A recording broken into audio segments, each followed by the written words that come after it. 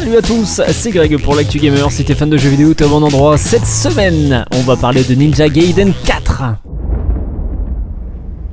Annoncé en grande pompe lors d'un showcase Xbox il y a quelques mois, Ninja Gaiden a fait assurément partie des jeux qui ont tapé dans l'œil et qui continuent de captiver l'attention. Il faut dire que Koei Tecmo a particulièrement bien géré son coup en sortant par surprise Ninja Gaiden 2 Black, qui a été chaleureusement accueilli tout en prévoyant Ninja Gaiden Ragebound pour justement l'été dernier, qui a renoué avec la 2D originale de la franchise.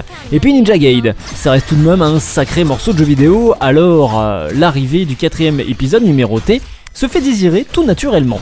Le Xbox Game Showcase du Summer Game Fest fut l'occasion pour Microsoft de faire revenir ce titre conçu à la fois par Team Ninja, qui est aussi sur Nioh 3, annoncé il y a plusieurs jours maintenant, Platinum Games pour Bayonetta, et une alliance franchement prometteuse pour un soft qui s'annonce franchement solide.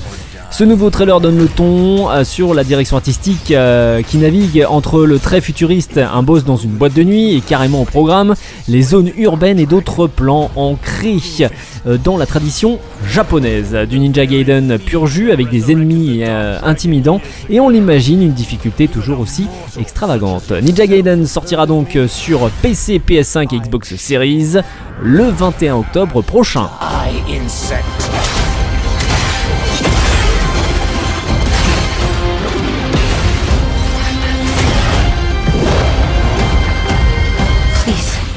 Kill him.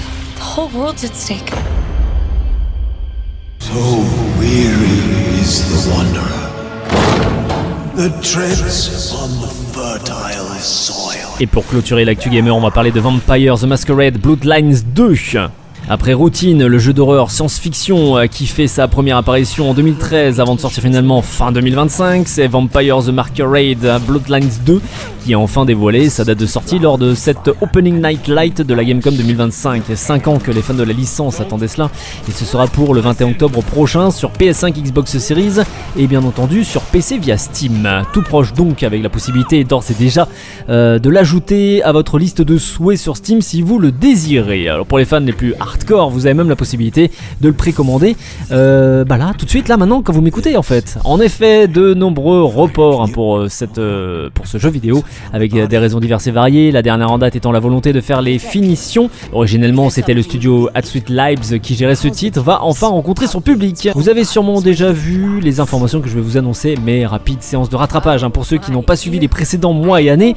Dans Vampire the Masquerade Bloodlines 2, vous incarnez une ancienne vampire qui vit à Seattle et qui doit forger des alliances afin de prendre part le plus possible à la gouvernance de la ville. Selon la lignée des vampires que vous choisirez, vous adopterez un style de combat et de magie différent, et dans ce cas il vous faudra faire discret car vous n'êtes pas le seul prédateur en ville et il faudra redoubler de ruse, de manipulation et parfois de violence pour arriver à vos fins.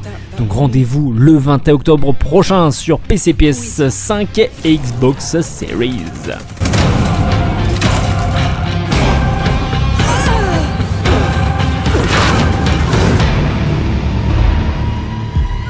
It brought you here, my fire.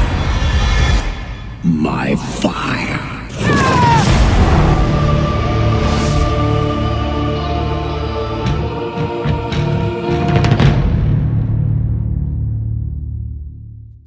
C'était Greg pour l'Actu Gamer, bon game et à la semaine prochaine.